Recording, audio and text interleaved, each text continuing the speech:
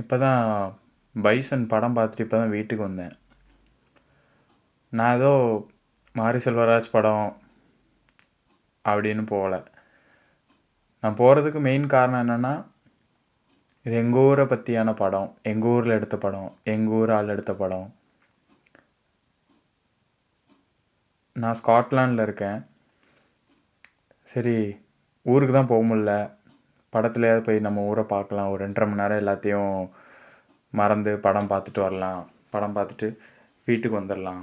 So normal movie நம்ம எப்போவும் படத்துக்கு போகிற மாதிரி போயிட்டு வந்துடலாங்கிற ஒரு ஒரு மைண்ட் பீஸ்ஃபுல்னஸ்க்கு தான் போனது, எல்லாத்தையும் மறந்து படம் பார்க்கலாம் அப்படின்ட்டு. ஆனால் படத்துக்கு போனால் மனுஷன் என்ன எடுத்து வச்சுருக்கான்னு தெரில. ஐயோ, பார்த்துட்டு எனக்கு ஒவ்வொரு சீனும் சொல்லணுன்னா, அதுவும் அந்த எமோஷ்னல் சீன் அப்படி நமக்கு கனெக்ட் ஆகி என் கண்ணிலேருந்து அப்படி கண்ணீர் வந்துருச்சு லிட்ரலி. எனக்கு இப்போவும் அந்த படத்தில் உள்ள சில சீன்ஸ்லாம் நினைக்கும் போது எனக்கு அப்படி கண்ணெலாம் கலங்குது. எனக்கு அது அவங்க அப்பாவாக இருக்கட்டும், துரு விக்ரமாக இருக்கட்டும், அப்புறம் அவங்க அக்கா ரஜிஷா, அனுப்பமாக சீன்ஸ் கொஞ்சம் தான் இருக்குது, அமீர் அண்ணனோட சீன்ஸு, அப்புறம் மலையாளம் ஆக்டர் லால் அவரோட சீன்ஸு, அதெல்லாம் பார்க்கும்போது சில இடத்துல அவங்கள பற்றி நம்ம எதுக்கு சண்டை போடுறாங்க அப்படிங்கிற தாட்டே உங்களுக்கு வராது. அது ஏதோ பேக் ஸ்டோரி ஏதோ போயிட்டுருக்கு அப்படிங்கிறது அதெல்லாம் தாண்டி ஒவ்வொரு இடத்துலையும் அவன் ஜெயிக்கணும், அவன் விளையாட்டு, அவன் எந்த கேஸ்ட்டு எதுவுமே பார்க்காம ஜஸ்ட் ஃபார் ஹிஸ் ஸ்கில், அவரோட கபடி அந்த இது எனக்கு அதை அவங்க ஒவ்வொரு இதுலேயும் எனக்கு வார்த்தை வரமாட்டேங்குது. எனக்கு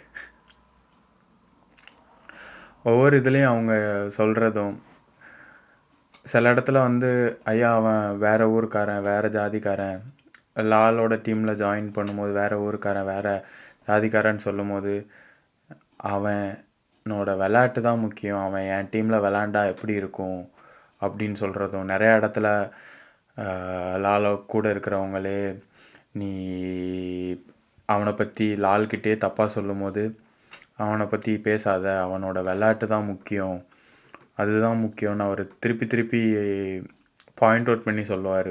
அந்த சீனாக இருக்கட்டும், அப்புறம் சின்ன சின்ன சீனிக்கல் பாட்டு இருக்கட்டும், அது ப்ளேஸ் பண்ண இடம் இருக்கட்டும், அதெல்லாம் எனக்கு அப்படி கண்ணு கலங்கிருச்சு.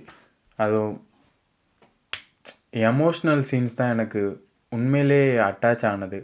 அதுவும் இல்லாமல் அந்த படத்தோட கோர் எப்படியாவது ஜெயிச்சிட்றா, எவ்வளோ வேலி இருந்தாலும் அந்த வேலியே போட முடியாத அளவுக்கு நீ ஓடி போயிடுறா அப்படின்னு அவன் சொல்லும் போது எனக்கு என்னையே ரிலேட் பண்ணிக்கிட முடிஞ்சது. ஏன்னா நம்ம ஊரில் இருக்கும்போது நிறையா பிரச்சனை இருக்கும், நான் எவ்வளவோ ட்ரை பண்ணியிருப்போம், அது இதுன்னு வந்திருக்கோம், அது எல்லாத்தையும் தாண்டி நம்ம எங்கேயோ வெளிநாட்டில் இருக்கிறோம், இங்கேயும் நிறைய பிரச்சனைகள் இருக்குது, அது எல்லாத்தையும் தாண்டி ஓடிட்டே இருக்கோம், எதையோ தேடி எதையோ நம்ம ஜெயிச்சிருவோம் அப்படிங்கிற ஒரு தைரியத்தில் நம்ம ஓடிட்டுருக்கோம். இந்த படத்தை பார்த்ததும் எனக்கு தோணுனது தான், உன்னால் முடியும், நீ எப்படியா இருந்தாலும் ஜெயிச்சிருவ, நீ உன் மேலே நம்பிக்கை இருக்கிற வரைக்கும் நீ ஜெயிச்சிருவ, நீ எதை நினச்சி போடுறியோ, எதை நினச்சி நீ உன்னோட எஃபர்ட்ஸை போடுறியோ அது கண்டிப்பாக ஒரு நாள் நடக்குங்கிற அந்த ஒரு பேஸ் லைனை அவங்க திருப்பி திருப்பி நமக்கு சொல்லும் போது நமக்கு அப்படி எமோஷ்னலாகி எனக்கு இப்போ என்ன சொல்கிறதுனே தெரில. செம்ம படம், உண்மையிலே ஒர்த் இட். அதுவும் இல்லாமல் பாட்டு நிவாஸ் கே பிரசன்னா, அது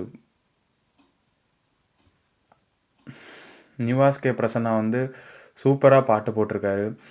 அதுவும் இல்லாமல் மாரி செல்வராஜ் அவங்களோட டைரக்ஷன், அவங்களோட ரைட்டிங், அவங்க பாட்டில் இருக்க லிரிக்ஸு, அப்புறம் காலமாடன் கானா சாங்குன்னு சொல்லி ஒரு சாங் உண்டு, அதில் வர்ற லைன்ஸாக இருக்கட்டும், that's so much of things. அந்த ஒவ்வொரு பாட்டுலேயும் அவங்க ஒவ்வொரு கதை நடக்கும். ஒரு இடத்துல இப்போ அனுப்பமா கல்யாணம் நடக்கும், இன்னொரு இடத்துல அவர் வேற எங்கேயோ கபடிக்காக ட்ரை பண்ணிகிட்ருப்பார், அப்புறம் இன்னொரு பாட்டில் அவர் காட்டுக்குள்ளே ஓடிக்கிட்டு இருப்பார், நேச்சரில் நிறைய ட்ரோன் ஷாட்ஸு, அதெல்லாம் பார்க்கும்போது உண்மையிலே படம் நான் இன்னும் ஒரு 4 தடவ 5 தடவ 4 பேர் 5 பேர கூட்டிட்டு போனாலும் படம் யாருக்கும் எந்த எந்த ஒரு எமோஷ்னல் ஆகாம யாராலயும் இருக்க முடியாது. It's that much of a movie emotion that holds in that movie. அப்புறம் முக்கியமாக சொல்லணுன்னா இந்த படத்தில் நமக்கு ஃபஸ்ட்டு எடுத்தோடனே கொஞ்ச நேரத்துக்கு அந்த இந்தியன் டோர்னமெண்ட் ஜப்பானில் பாகிஸ்தானுக்கும் இந்தியாவுக்கும் நடக்கிற ஃபஸ்ட்டு அதுலேருந்து தான் சீன் ஸ்டார்ட் ஆகும். ஒரு சப்ஸ்டியூட் பிளேயராக இருப்பார், அந்த மாதிரி தான் சீன் ஸ்டார்ட் ஆகும். பிளாக் அண்ட் ஒயிட்டில் ஸ்டார்ட் ஆகும். இது ஏன் பிளாக் அண்ட் ஒயிட்டில் காட்டுறாங்க நான் யோசிச்சுட்டே இருந்தேன். அப்புறம் கொஞ்சம் போக போக அந்த இடத்துல நடக்கிற சீன்ஸ்லாம் வர மட்டும் பிளாக் அண்ட் ஒயிட்டாக இருக்கும். அப்புறம் இவன் இந்தியன் டீம் செலக்ட் ஆகிட்டேன்னு சொல்லி போகும்போது நம்ம இந்தியன் ஃப்ளாகு அப்படி வேவ் ஆகும்போது கலர் சேஞ்ச் ஆகும் பாருங்கள். ஸோ அந்த இடத்துல நம்ம வெளிநாட்டில் நம்ம வெளி மாநில மக்களோட என் கூட பார்த்தது நான் மட்டும் இல்லை, தமிழ் பீப்புள்ஸ் மட்டும் இல்லை. ஸோ ஃபஸ்ட் டே ஷோங்கிறதுனா தமிழ் பீப்புள்ஸாக நிறையா இருப்பாங்கன்னு எதிர்பார்த்தேன். ஆனால் என் பக்கத்தில் இருந்ததோ ஒரு மலையாளிஸ், இந்த பக்கம் தெலுங்கு பீப்புள்ஸ், முன்னாடி ஹிந்தி ஸ்பீக்கிங் பீப்புள்ஸ் இருந்தாங்க. அதுக்கும் முன்னாடி பார்த்திங்கன்னா ஒயிட் பீப்புள்ஸ்லாம் இருந்தாங்க. அவங்களுக்கு எப்படி இந்த படம் தெரியும், எதை நம்பி வந்தாங்க அப்படின்னு எனக்கு தெரில. அவங்களெல்லாம் பார்க்கும்போது அவங்க சில சீன்ஸுக்கெலாம் அவங்க அப்படி மெஸ்மரைஸ் ஆகி அவங்க கைத்தட்டுறாங்க. டைரக்டட் பை மாரி செல்வராஜன் சொல்லும் போது ஒரு ஸ்காட்டிஷில் உள்ள இங்கே உள்ள ஒரு மக்கள், அதுவும் இல்லாமல் மலையாளி மக்கள்ஸ், தமிழ் மக்கள்ஸ் எல்லோரும் சேர்ந்து அந்த தேட்டரில் கூட்டத்தோடு பார்க்கும்போது எல்லோரும் டைரக்டட் பை மாரி செல்வராஜ் சின்ன சின்ன சீலி கண்டு பாட்டோட அப்படி எந்திரிச்சு கை தட்டினப்போ ஏதோ நம்மளே ஜெயித்த மாதிரி ஒரு ஃபீல் எனக்கு. இன்னும் அந்த ஒவ்வொரு சீன்ஸ்லாம் நினைக்கும் போது அந்த இன்னொரு சீன் உண்டு. ஃபஸ்ட்டு அந்த அப்பா கிட்ட வந்து பிடி சார் வந்து எக்ஸ்பிளைன் பண்ணார், இந்த ஒரு தடவை நீங்கள் அவரை விளையாட விடுங்க ஊர் டீமுக்காக, நான் கூட்டு போய் நான் விளையாட வைக்கிறேன். ஸோ அந்த டைமில் அவர் கை உடஞ்சிருக்கும். கை உடைச்சதோட அவர் போய் விளையாடுவார். அப்போ தான் லால் பார்ப்பார்.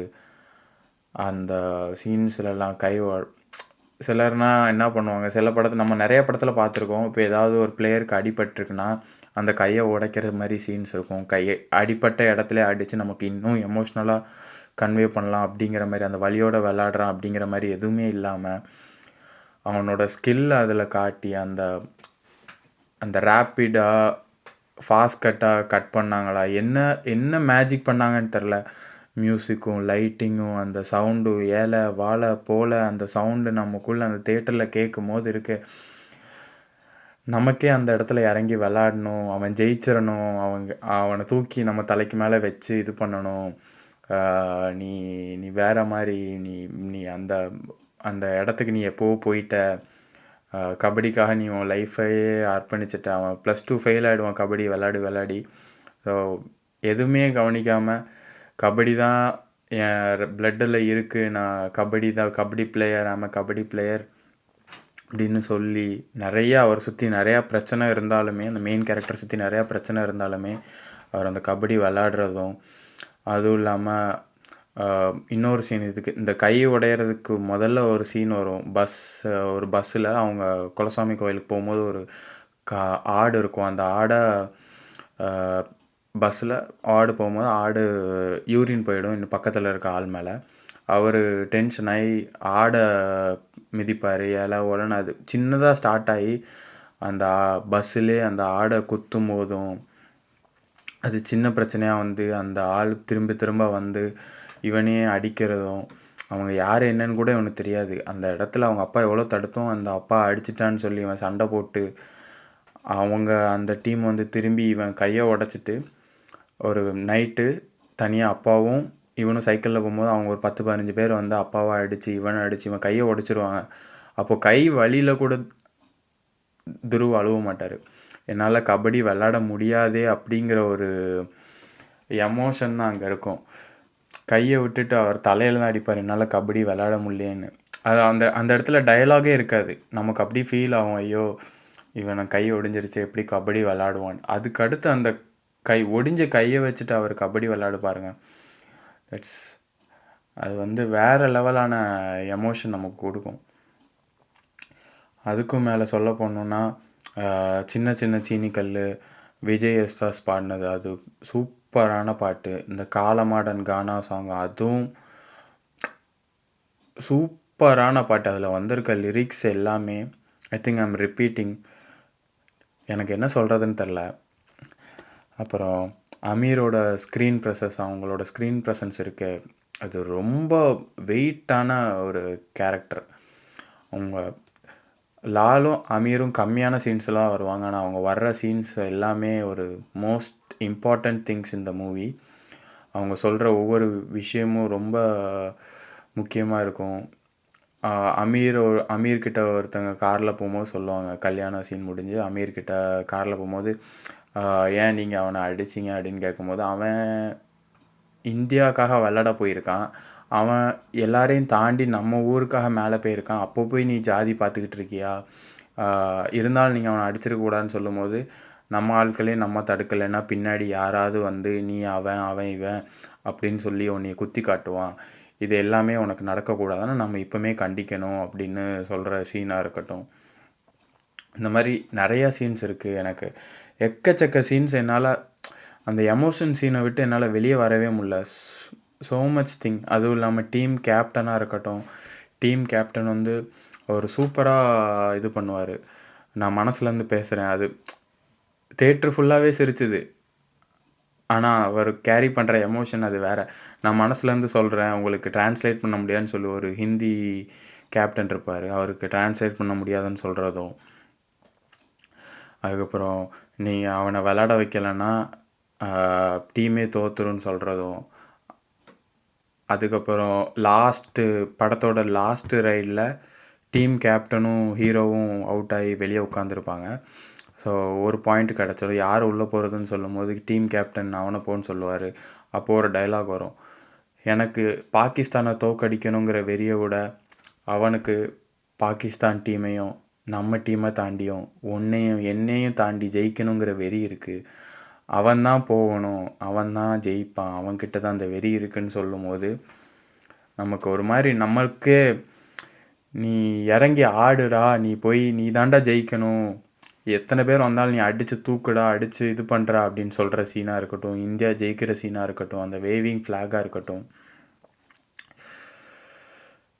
அதுவும் இல்லாமல் அவங்க அக்கா சீனா ரெஜிஷா விஜயன் ப்ளே பண்ண கேரக்டராக இருக்கட்டும், அது அல்டிமேட்டாக இருக்கும். சூப்பரான கேரக்டர். அவங்க தம்பிக்காகவும் ஃபேமிலிக்காகவும் அவங்களுக்கு ஒரு பேக் ஸ்டோரி இருக்கும், அதோட பெயினாக அவங்க ஹோல்ட் பண்ணிட்டா இருக்கிறதா இருக்கட்டும், அவங்களோட ஃப்ரெண்டு தான் அனுப்பமா, அவங்க கூட இருக்கிற கான்செப்டாக இருக்கட்டும், ஸோ மெனி திங்ஸ். இந்த இடத்துல நான் என் பேரண்ட்ஸுக்கு நான் தேங்க்ஸ் சொல்லணும். அவங்க எனக்கு இந்த மாதிரி கேஸ்ட் விஷயம் எதுவுமே எனக்கு சொல்லித்தரல. ஏன் சொல்லித்தரலன்னு எனக்கு தெரில. பட் அவங்க என்னை அப்படி நல்லபடியாக வளர்த்ததுக்கும், அவங்க கூட இருக்கிற ஃப்ரெண்ட்ஸ் அவங்க அப்படி பார்த்த விதத்தில் இருக்கட்டும், நானும் அவன் அப்பர் கேஸ்ட், இவன் லோவர் கேஸ்ட், நானும் யாரையும் பார்த்ததில்ல இது வரைக்கும் என் வாழ்க்கையில். இனிமேல் நான் யாரையும் பார்க்க விட மாட்டேன், நானும் பார்க்க மாட்டேங்கிறத இந்த படம் மூலியமாகவும் இந்த படத்தில் இருந்தும் இந்த வீடியோ பார்க்குறவங்களுக்கும் நான் சொல்லிக்கிறேன். தேங்க்ஸ் டு மாரி செல்வராஜ் இந்த மாதிரி ஒரு அருமையான படம் எடுத்ததுக்கு. 15 மினிட்ஸ் 14 மினிட்ஸ் நான் இந்த படத்தை பற்றி நான் இன்னும் பேசலாம். But I will be repeating with that emotional thing they dealt with the movie. நிறையா இடத்துல எனக்கு கண்ணு கலங்கிருச்சு. நான் தனியாக போனது தான் பிரச்சனையான்னு எனக்கு தெரில. என் கூட என் ஃப்ரெண்ட்ஸ் வந்திருந்தாங்கன்னா அவன் கையை பிடிச்சி நான் அழுதுருப்பனாக இருக்கும். Such a beautiful movie. எல்லோரும் போய் பாருங்கள். நிறையா பேருக்கு இதை சொல்லுங்கள். இந்த படத்தை கண்டிப்பாக எல்லோரும் போய் பார்க்கணும். நானும் என்னால் முடிஞ்ச அளவுக்கு நான் ஒரு 4 பேரையும் நான் கூப்பிட்டு போகிறேன். ஓகே, இதோட இந்த வீடியோ நான் முடிச்சுக்கிறேன். இந்த மாதிரி யூகேயில் இருக்கிற எல்லாரும் கண்டிப்பாக அந்த படம் போய் பாருங்கள். உங்களுக்கு ஒரு மோட்டிவேஷ்னலாக இருக்கும் கண்டிப்பாக. இது யாருக்கு எப்படி இந்த படம் போய் சேர்ந்துருக்குன்னு எனக்கு தெரில. என்னை பொறுத்த வரைக்கும் நம்ம இந்தியாவிலேருந்து பல வேலிகளை உடச்சி தான் நம்ம யூகே வந்திருக்கோன்னு எனக்கு ஃபீல் ஆச்சு. இங்கேயும் யாரும் என்னை சுற்றி வேலி போட்டுறாமல் நான் அந்த தடைகளெல்லாம் தாண்டி போகணும். அமீர் சொன்ன மாதிரி தடைகளை உடச்சி நம்ம வரணும். ஜெயிப்போம் கண்டிப்பாக நம்மளும். இன்றைக்கா என்னைக்கான்னு தெரில, இங்கேயா அங்கேயான்னு தெரில. ஆனால் கண்டிப்பாக ஒரு நாள் உங்கள் மனசுக்கு ஏற்ற மாதிரி நீங்கள் ஜெயிப்பீங்கன்னு சொல்லி இந்த வீடியோ நான் முடிச்சுக்கிறேன்.